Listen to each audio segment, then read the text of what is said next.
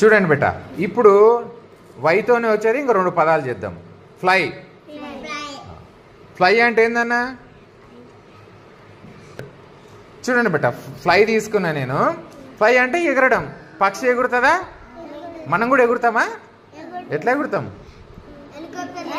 హెలికాప్టర్లో పోయినప్పుడు, ఏరోప్లేన్లో పోయినప్పుడు, రాకెట్. Very good. ఓకే, చూడు.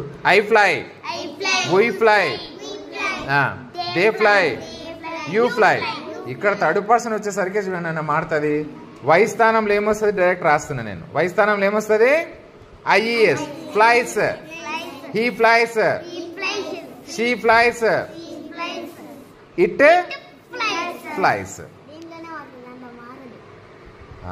థర్డ్ పర్సన్ సింగులర్ వచ్చినప్పుడే మారుతుంది, ఇక్కడ ఎప్పుడు మారదు. చూడండి బిడ్డ, లాస్ట్ పదం ఒకటి తీసుకున్న వైతో ఏంటయ్యేది? క్యారీ. క్యారీ అంటే మోయడం, మోసుకురావడం. I carry.